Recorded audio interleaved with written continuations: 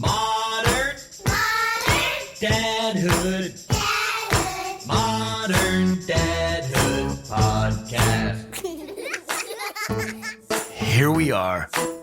Here I are. Can you believe it's already another episode? I can believe it, and yet I'm amazed. Mark, why don't you introduce the podcast? It would be my pleasure. You are listening to Modern Dadhood, the podcast, an ongoing conversation about the joys, challenges, and gosh darn it, the general insanity of being a dad in this moment. And I'm Marc, check it, and I'm a 40-plus year old.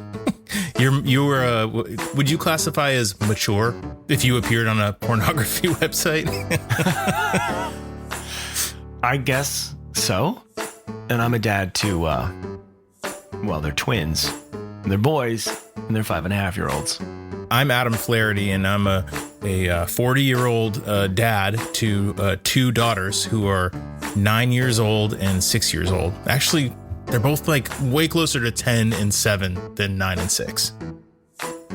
I'm feeling good. Yeah, who's the guy with the little bit of a raspy voice, a little bit of a whiskey throat? What's going on? Look, I already sound like a regular idiot most nights. Okay, it's all for Here's the thing. It was a great night. Do you care to share about it? I mean, it was just a classic work wrapped up on a pretty good note. The kids were home from school. It was a beautiful evening. They were outside playing. The neighbor's kid came over. There were other neighbors walking by. They would stop by, maybe walking their dog, bring their dog over, and we all ended up on the front porch here, having a laugh, having a drink. We ended up ordering pizza, just neighbors, kids, friends, dogs, cats, everybody. That's very idyllic. I love that. It was very idyllic, and it was a wonderful moment. And that's how it should happen, organically like that, right? Zero pressure, Right. Zero expectation. It was an organic thing. Everybody was happy. I'm glad you had such a good afternoon and evening. Thanks, man. We usually do a little spiel at the beginning of this thing, just saying welcome back to dads and moms who've been listening for a while. And hello, welcome to new parents who've just found Modern Dadhood. We hope you enjoy, the vibe, the essence of the show. Marc isn't always like this. Sometimes he's completely sober. Most times I'm fairly sober. I mean, let's be honest. But here's the whole deal with the show. We're not experts in parenting. You don't come here if you're looking for tips. No. But come here if you're looking for authentic conversations with other dads who are typically very cool and unique people who sometimes do share wisdom with us and other times just celebrate the great stuff and complain about the hard stuff and laugh together. And have we ever cried with a guest? There's certainly been times where I've felt feelings. Mm-hmm. You know what I mean? Yeah, like constantly. I felt a camaraderie. I felt a deep sense of understanding, but connection, you've never cried, probably brothership, perhaps. I don't think I've wept on this show. I think maybe I've been close to tears, maybe welled up a little bit in a few episodes. Point is, we're not afraid to be a little bit vulnerable. Yeah, that's all I'm going to do to sell you the show if you're new to Modern Dadhood. But if you are, we're glad you're here. You can find all of our back catalog of episodes at moderndadhood.com or Apple Podcasts or Spotify, Amazon Music, anywhere you find podcasts. Go check it out. We've had some really great conversations on a huge variety of topics with such an awesome collection of dads and a few moms, too. Speaking of solid dudes, yeah, today's guest is a friend of mine, a coworker of mine, a father of two kids who are significantly older than our children, our collective children, Marc. He's got two teenagers. One of them is a freshman in college. The other is in high school. His name is B. Kim. And he's been on the list for a long time. I'm glad we've gotten around to scheduling a chat with him because B. Kim is a great dude.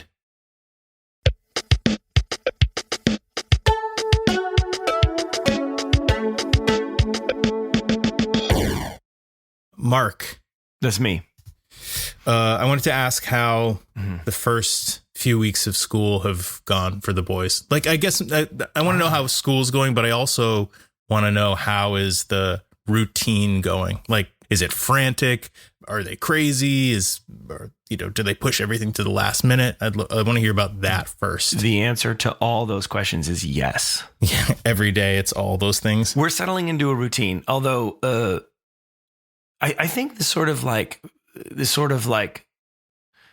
I guess the fear of the unknown has waned a little bit. There was a lot of like frantic, sort of like nervous like energy towards the beginning. And a lot of that is kind of waned, right? Because I think, they understand the bus now. They understand what they're going to do at lunchtime. They understand that their bag has a snack and that they'll know from the teacher when snack time is. They get all that stuff now. But that being said, things started to get a little bit, I don't know, they sort of settled in and then got a little bit almost like too relaxed, particularly in the morning. And we were running up against the clock and it was getting really, it was just getting to be a little bit too much. It was like, guys, the bus is going to be here soon. Guys, it's going to be here any minute. Guys, you got to run. You're going to miss the bus. And it was like too many days of that. And it was really, one son in particular is not good with like a lot of pressure and, a lot of pushing to pick up the pace. And he does things at his own pace. So Jamie and I, we had a talk and we were like, all right, we got to sort of figure out how to a better way to sort of frame the morning for them so they understand like kind of when they need to move from one thing to the next. It's like you got to wake up, you got to get dressed, you got to eat, and then there's teeth brushing and there's a few other things to get ready. And so we kind of flip-flopped, rejiggered what happens in the morning, changed some things around, set some parameters, had a little family meeting one morning, involved them, on a Saturday. Was this impromptu? Oh, it was a Saturday. It was like a planned, like, we're all going to sit down and talk for a little bit. We had an agenda. And if the kids participate and give, there's always item number 3 in this is a side note. Item number 3 of the agenda all the time is, does anybody have any problems that they need help with working out? Yeah. The floor is yours. We pass the little talking baton back and forth. The floor is yours to talk, and we're all here to help. So I tend to log those things, so-and-so had this problem, so-and-so needed this, here was a suggestion, and then we kind of go back and read. But so we had a family meeting, talked about the things we were going to change, and things have been a little bit better since then. We kind of go from one thing to the next now, and it's less frantic. What is like in your bus example, you're telling them like they got to get out the door because you're going to miss the bus. What is the consequence if they miss the bus? Like not what is the consequence that you're imposing, but like what is the consequence to them? They're still going to get to school. You're just going to drop them off. They're still going to get to school, but we kind of, I don't know, right or wrong, we kind of put it into terms like, if you miss the bus, then mommy or I have to take you. And that in and of itself is not a problem, but then we might be late for work. Okay. And it's like, we're sort of trying to kind of explain there's sort of a domino effect. We're not putting it in those terms, but like, if you miss the bus, then this has to happen, which will cause this to happen, which will cause this to happen. So, I mean, it's not saying, you will be in trouble. It's saying it's more implying that there's a disappointment factor, right? That's interesting. So how about things? Yeah. Well, it's like there are natural kind of consequences, and it's less about, we try to be careful with like you're causing these issues or because of you or whatever, but it's like your actions can lead to consequences, whether you want there to be these things happening or not. It's just, this is the facts, Marc, that's really interesting. And I would also love to hear about, and we can talk about this after because B is actually here with us and I want to introduce him into the conversation. But I also want to hear about like things like eating breakfast or packing bags? Like, do they just know that their backpack is going to be ready for them with everything they're going to need for the day? For my girls, it's like one of them is going to have gym and one of them is going to have art, and they're both going to need specific things for that. And I'm not always thinking about that. So I need them to be responsible enough to at least be conscious enough to think like, today I've got PE, so I can't wear like I can wear sandals, but I got to bring sneakers too. Anyway, I want to hear about that, but let me introduce B in and then we can all talk about it together. Love it. Love it. Let's do it.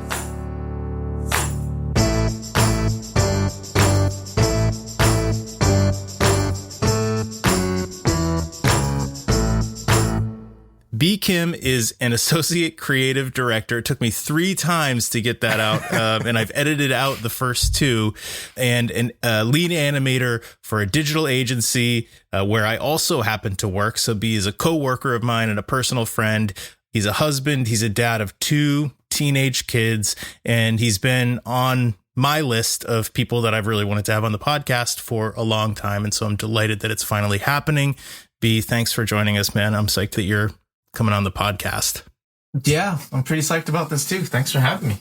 How do you feel about Adam screwing up your job title there so many times? It's okay. I count myself as an all-around creative, so all that other stuff is just fluff.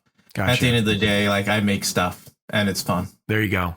Well, you're an exceptionally creative dude, a great networker. I feel like you know everybody and everybody loves you. So you got that going for you. Man. Likewise. I do want to bounce back quickly to that thing that we were talking about right before introducing you, which is Marc, like with your boys, and B, please feel free to jump in too. Your kids are quite a bit older, and so it's a little bit of a different story, but like, I'm almost free. How about thinking about the things that they're going to need for their day? Is that something that they're capable of even thinking about, or is that something that needs to just sort of be done for them? I feel like the capable thing is like directed towards me, but the are they about done with that is probably directed towards B. Yeah, I was gonna say, like, my life at this stage of life for me, or parenthood, they're all pretty self-reliant. There's not really much I do other than I wake up and I take care of myself. That's pretty much it, you know. Like, Alex Emma's still in the coop. She's off to college, which is, it's still mind blowing. She turns 19 this weekend, which is just like, the other day I could have sworn she was just like running around asking me for like pancakes, you know. But now it's like I hardly ever see her because she's in college, and every now and then she'll call me for money, you know. And then my son, he's a freshman, so he wakes up and he does his own thing. He like gets on the bus and he comes home and waits for swim practice to start, you know. So at least, so he knows when the bus is coming, and he knows how much time he needs to get ready. And without a lot of prodding from you and Yada, he's like, he gets it done. Yeah, he does get it done. Although, like, the thing that gets me is like, you're trying to get them to like learn how to manage their time a little bit better. And he's one of those people where he doesn't mind waiting until the very last minute to get everything like thrown together and done. So like, whereas I'm like, hey, you know that if you have swim practice at 4:30. Why not get everything ready and done ahead of time, and then we can just go at 4:30, as opposed to waiting till 4:25 and then rushing for everything and then being like, "Let's go, Dad." That's funny. Yeah. And I feel like my kids would be the same way. You and I have talked a lot about this, but talk to me about your daughter Emma and sort of the process of finishing. I'm thinking of one story where you were talking to me about a community service requirement that she had. Oh, yeah. And she had sort of put it off to the last minute and then found a community service thing. But even then, I think we were together. Maybe we were like on a video shoot or going to a video shoot or something. And I hadn't thought of this again until right now. But I remember you got like a phone call from a place where she was supposed to be doing community service, and she either didn't show up or she went to the wrong place. And that's one thing, but also just this like applying for college, thinking about the next year, making sure that, you know, she hit deadlines or even just made decisions about what she wanted to do. Like, can you kind of talk me through sort of the back half of the senior year of high school and some of the responsibility type things that came up in conversation a lot? Yeah, definitely. So that one was a huge one for my wife and I. it was tough because in my mind at this point, she's about to graduate high school. So she's going on to that next level. She's not going to have mom and dad there to hold her hand through a majority of this stuff anymore. But she's also at a stage where, like, if she misses the first year of college, it's okay. It's not going to be the end of the world. She can apply to college the year after. And in fact, I'm actually all right with the idea of you taking a year off and figuring out what you want to do before you go to college. Although I do understand there's the pressure of like all your friends going to college, or, you know, like all your colleagues are off doing like grand things, and then you're not, you're at home. There's that side of it too. But that besides that, like senior year was a multitude of things. The community service, that's a good one because you're required to have a certain number of hours in order to graduate. And to me, that was perfect. I'm like, she knows what she's supposed to do. They gave her 4 years to achieve this goal. And it's an easy thing, right? Because like anything, like pretty much anything counts as community service as long as somebody can sign off on it. Yeah, exactly. You need somebody to sign off on it, but you also need to have like enough wherewithal to actually go out and like get the things, figure out what you need to do. So it's like, it's a great setup for like kids in general, just to like kind of grow up just a little bit, you know, like I have responsibilities and this is something I need to do. So I was okay with it, but she wasn't getting in those hours, and I was beginning to stress, because like at the tail end, like the beginning, you're not stressed, but by the tail end, you're like, is she gonna graduate? Like, Oh man. what am I gonna do if she doesn't graduate? In terms of like, what do I have to do emotionally to be there for her? Because like staying back a year, especially your senior year, when all your friends are graduating, is probably not cool. But at the same time, I'm like, that's a great life lesson to like get off your ass. Because if you don't get off your ass, then these things are going to happen to you. What better time to have it happen than in high school, where it doesn't really matter? But yeah, I mean, like to cap that story, I mean, she figured it all out. She got it all done. There was actually a nice little surprise, because in the middle of her senior year, I was really worried, because I was like, okay, I talked to her about this, and then she said, I got it, Dad. I'm gonna tutor these kids. I'm gonna like be there for a certain time and do this. And I was like, okay. So then I left it alone. And then come, I think it was like May, I get a call from the guidance counselor, and they're like, your daughter hasn't done any community service. And I was like, what? We talked about this, and she said that she's been doing it. And she did do the community service, because like I talked to her English teacher, and her English teacher said, hey, just so you know, like your daughter has been an awesome tutor. Like she actually helped this student come out of his shell and like excel, where like I didn't think he would ever come out of his shell and like excel. And I was just like, Wow. Your guidance counselor just told me that my daughter wasn't tutoring. So now I'm confused, but they worked it all out, and she got her hours. Miscommunication on the school's behalf. Yeah. I find that with both kids, I try to be there to help them in terms of just giving them options, but then letting them to kind of decide for themselves like how to proceed, because I think that's a little bit more empowering as opposed to you setting it up for them. But at the same time, it's hard, because there are a lot of times when you just, as a parent, you just want to be there to help them, even though like you helping them is unhelpful, if that makes any sense. Oh yeah. You were talking to me earlier today about laundry. Yeah. Will you share that? Because that was a funny story. The big thing currently with Alec is teaching him how to do his own laundry, because we won't do it anymore. It's been a challenge, because the last time he did laundry, he threw his clothes in the laundry, and then he went off to go do whatever he does. And then the next day, like the clothes sat there overnight. The next day, like we fished them out, and they just stank. Oh yeah. Yep. Oh like, yeah. It gets all damp and moldy, mildew. So I was just like, Alex, come here. And he's like, what? I'm like, smell your clothes. And he's just like, oh my God, they stink. I'm like, yeah, you left them overnight. That's what happens. Remember that. And he's just like, okay, so what do I do? I'm like, you got to wash them again. Yeah. And then this time throw them in the dryer. But I mean, he learned, like this time he sat and he waited for the laundry to be done. You told me earlier today when we were briefly chatting about it that you hoped that he would become the stinky kid at school, just to learn his lesson. Yeah. There's that too. So like, you know, at the beginning of the whole laundry phase, not the actual laundry person, because like we wanted him to do his laundry, and he wasn't doing his laundry, and I was just like, I hope he becomes a stinky kid. Like I hope he decides that, like, you know, I don't want to wash my clothes yet. I can go to school with this shirt. And then I hope his friends would then tell him, Yeah. hey man, you kind of smell, you know, because he's at the stage where like girls will probably hang out with him too. So it's like, Yep.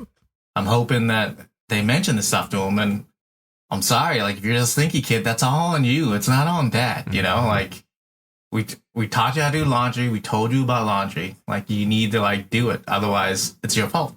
I know. Is that harsh? No.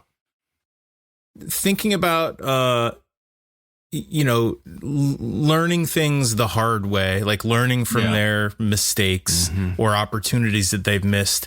What are you, with Alex and Emma, like most worried about right now for them? Like what's something that you don't want them to have to learn the hard way? Well, that's a good question. One of my biggest fears, which recently got alleviated, is travel, right? Like when you go places and whatnot, like understanding like a sense of direction, where to go, where not to go, and just how to navigate like cities or airports in general. That to me can be pretty unnerving. I mean, even as an adult, like you go to LAX or you go to LaGuardia, and it's just like, where do I go? Not understanding like the lay of the airport or just the land or even the city. Like it could be really confusing. But recently, Emma came over. She and a group of friends decided that they were going to come over to visit, and then they wanted to go to Boston. So I put them on a bus. They got shuttled down to South Station. The ticket was for 9 a.m, and then like the bus leaves at 7. If you miss the 7 o'clock bus, you're kind of screwed. You know, like you have to buy another ticket. And at this point, she's doing okay with money. She's not the best. I need to work on those skills with her for a little bit more. But apparently she got around Boston perfectly fine. Like I was talking to my son because he went along with her, and it's just like, yeah, we just followed Emma, Dad. Like she was the leader. She knew where to go. Man. She got us on the train. She bought us tickets. She took us to like Newberry Street, Harvard Square, and then we got back in time for the bus. And I was just like, I don't know how it happened, but thank God. That's awesome.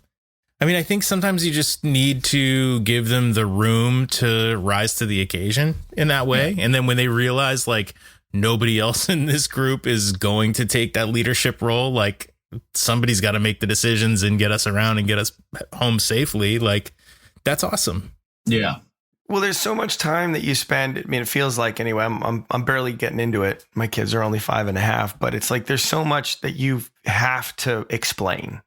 You have to explain how this thing is going to work, whatever this thing is, right? Like, here's what to expect. Here's how to deal with it. Here's how to get through it. But then, that sort of balance has to shift the other way to where more of it has to be them experiencing the things. But man, when you get to something like they're finding a partner, they're finding a significant other, and they're going to go through these, especially the first boyfriend or the first girlfriend or whatever, where it's like, there's going to be this period, of like just infatuation and really big new feelings. And we've been there, and you kind of want to get in there and be like, hey, here's how this is going to go, Yeah.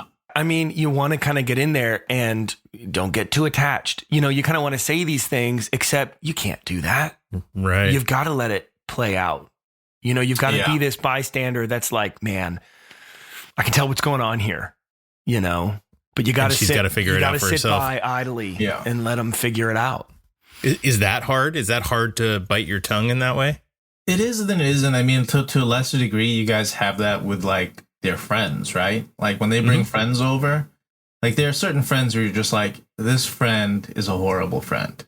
Yeah. It becomes way more prevalent in like junior high school and high school. Like I remember those times because I remember like one time Emma came home and she was complaining about one of her friends, and she was just like, we made plans and they weren't there. And then I made plans again and they weren't there. And I was just like, well, now like this person isn't a person you dedicate time to. And I mean, in terms of attention, that's like your most valuable asset with all your friends. And if this person isn't giving you back the attention you deserve, then this person isn't worth your attention. You move on to another one. But it's just like you said, all you can do is watch, because you can tell right away, because we have the experience of like, this person just sucks. And until you realize this person sucks, I can't tell you this friend's a bad friend, because you're just going to think that I am the jerk telling you that the friend is a bad friend. We also have the advantage of knowing like how insignificant so many things really are Yeah. in the grand scheme, you know, of things. But I'm sure you guys can think back to being 14, 15, when your whole world is about this big, and the things inside that little world are like of the utmost importance. Well, and nothing can convince you otherwise. Nothing. Yeah. Like you break up with somebody, or even just have a falling out have drama with a friend. Yeah. Like nobody can convince you that that's not like devastating or Right. shouldn't be devastating. Well, and because it really is. It really is, because you're like reference level, your reference points, you know, like it's all within this kind of small worldview, you know, and in a way, it's really nice. You know, it's really nice to just feel so much about a very small thing, whatever that thing might be, of a friend, you know. Yeah, in a way, it's kind of nice, you know. it's nice, but like typically those really intense feelings of emotion are negative, right? Well, Usually it's like for you're sure. distraught about something, you know. Yeah. I feel like it's Everything's the less end of so the like, world. yeah. Have you thought at all about when you will just know that both of your kids are fully self-reliant? Like they don't rely on you for anything. Like what will it take for you to know that? That's kind of a weird question. Yeah, I don't know the answer to that, to tell you the truth. Because Is it just when they stop calling you for money? Yeah, I mean, I think that's part of it, but I'm just thinking like a lot of it, I kind of relate to it's how your parents program you, and it's how you program your kids, right? And so, like, my dad still calls and he still checks up on me. He still asks me about my car. He's like, "Did you get your car inspected this month?" Because he knows when I'm supposed to get the car inspected, you know. So it's one of those things where, like, because of how he's treated me, like all throughout my life, I'm probably going to do that to them in a way, you know, where I'm probably going to give her a call and be like, "Hey, it's almost like the end of the semester in the new semester. Did you register for your classes yet?" You know, even though like at this point, I know she should be able to like understand that she needs to register for her classes herself and all that stuff. I don't know if I'll ever know if they'll be self-reliant, because I don't know if I'll ever give up being like a parent to them in that aspect, you know? Well, and I almost question, like, do you ever stop really needing your parents? Yeah. You know, even now, there's times where I kind of, you know, my dad passed away a few years ago, but there's certainly times even now where I sort of, man, I wish I could like run that by my dad. Yeah.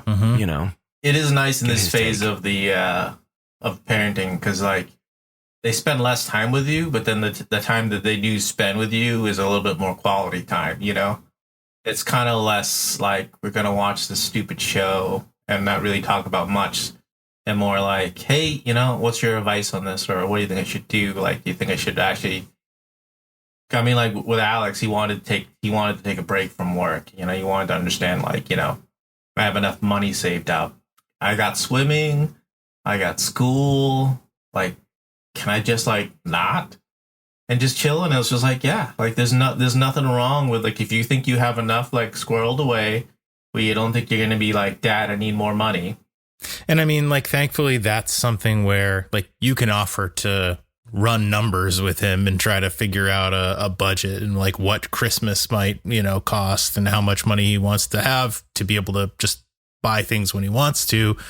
Or you can not do that. And either way, he's going to be fine, because if things get tight, he's just going to start working again. And so, I mean, that's like an opportunity to, like, people talk about failing safely. Like, there's not really a consequence for that. It's just something that he can either be more proactive about, like learning about, or he can just wait until the money runs out and then figure out what's next. But there's not really a consequence aside from it being like an inconvenience to him.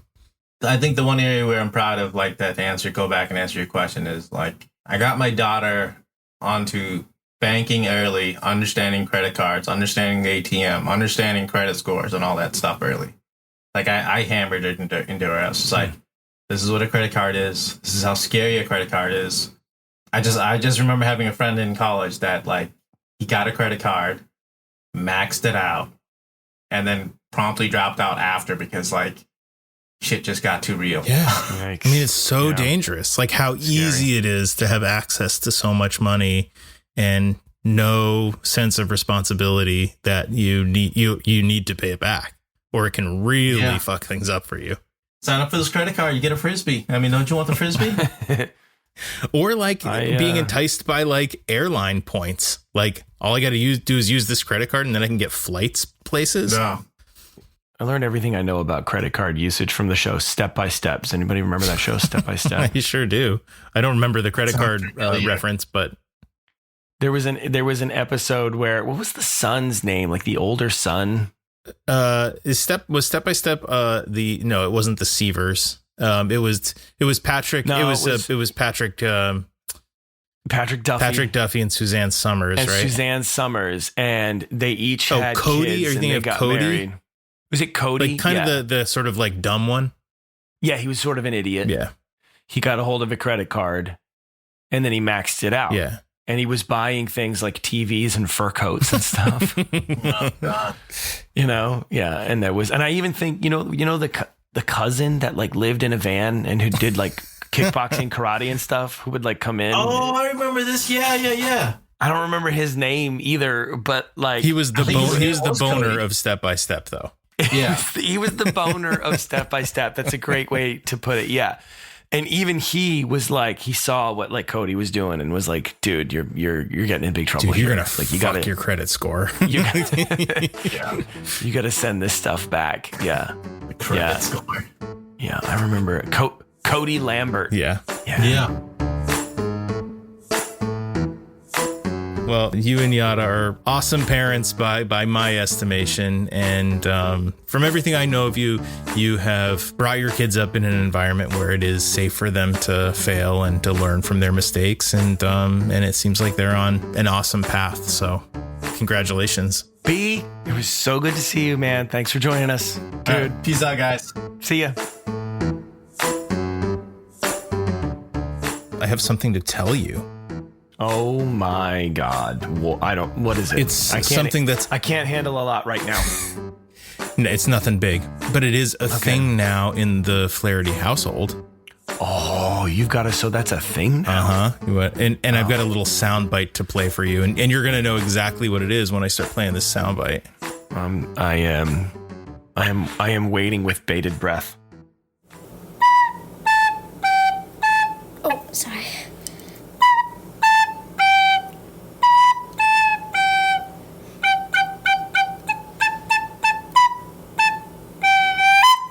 We're in recorder Oh boy. season. Mm-hmm. My 9.5-year-old is in 4th grade, and the music teacher has sent home recorders with all of the students.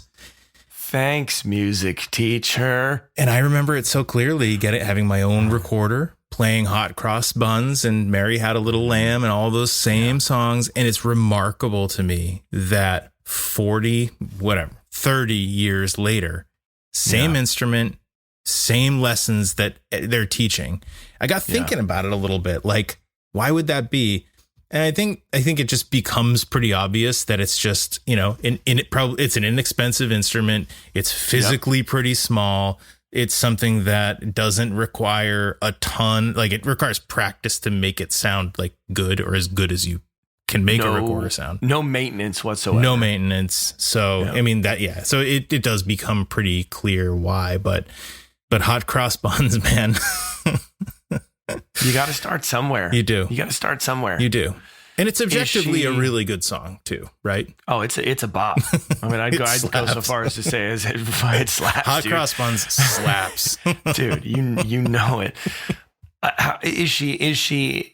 I mean, is she into it? Like, is she feeling like, oh my God, I can make music now? Yeah, she is. Yeah. She's psyched about it. She's teaching herself Taylor Swift riffs on the recorder. Not something that I was doing. I mean, I was focused on like the Twinkle Twinkle Little Stars and the Baba Black Sheeps. So it's funny. I remember them being called tonettes when I was a kid. I never heard that. Yeah, it's a recorder. Like, but it was like a red plastic and like white plastic together. Is that the kind she has? is that a Kleenex versus tissue kind of thing? Is Tonette just the brand? Gosh, I don't know. Ask Uncle Google. I'm going to just Goog this. Hold on. Let me just close It must be a brand. So hers is, I think, all white or like, cream color, off white. Mine, I remember being dark brown and that same cream color. I'm finding out that a Tonette is limited to 1 octave while a recorder can play 2 octaves. Okay. So there's a difference. Otherwise, pretty similar. Yeah. We were given Tonettes in elementary school. That's what we had, not recorders. Yeah. But they're loud, man. They're loud. And if your fingers aren't covering those holes perfectly, they can squeal. You get that squeal. Yeah. It's a squeak and it can cut right through your soul. But I can look past that, and focus on the fact that that I appreciate that she's really into music and really wants to be good at mastering this thing. Well, that is exciting. And may God have mercy on your soul. Close it out, dude. Close it out. Just hit the outro. Thanks for listening to yet another episode of Modern Dadhood, the podcast. All episodes can be found on Apple, Stitcher. Nope, not Stitcher anymore, huh? Not Spotify, Stitcher, get that out of there. Amazon Music, wherever you can find podcasts. Also on moderndadhood.com on BKimcasts. On Kim Pod. Go check out our backlog if you haven't heard it. Also, while you're on the website, fill out the form, send us a little message, say what's up, tell us what kind of topics you want to hear about. If you got any good guest ideas, run them by us. That's all cool. Send us an email at hey@moderndadhood.com. Send us an email. Say, hi, it's me. I'm the problem. It's me. Yeah, exactly. Please take 45 seconds to leave us a 5-star rating and a review wherever you listen to your podcasts. Check us out on social media. Just search Modern Dadhood. What else we got? On the shop on our website has don't forget about the t-shirts, Modern Dadhood t-shirts and dad hoodies for sale. You can buy one of those for yourself or for someone you love. Each order ships with a free sticker. Go ahead. What? And it is getting to be sweater weather. And we're coming up on the holiday season. Get some early shopping done. Yeah, now's the time. How about this? How about a nice heartfelt thank you to some of the folks that make each and every episode of Modern Dadhood as amazing as it is. For example, Casper Baby Pants and Spencer Albee for the music that you hear in every episode. What about our good friend Pete Morse at Red Vault Audio, redvaultaudio.com. He what do you say, mixes every episode? Yeah, he takes these tracks that we send him and he makes them shine. He makes us sound consistent, crisp, clear, even, and he does a hell of a job at it. That's not all he does, though. He also tracks bands. He also composes music. He also does sound design for films and commercials. He's an all-around talented... A man of many talents. Audio engineer and post-production engineer. RedVaultAudio.com. Why don't you say thanks to B for joining us? Nah, we can skip that one. Thanks to B. Kim, personal friend, great dad, creative mind. Good guy. I think I've pimped him enough. Well, and last but certainly not least, thank you for tolerating. Thank you for listening.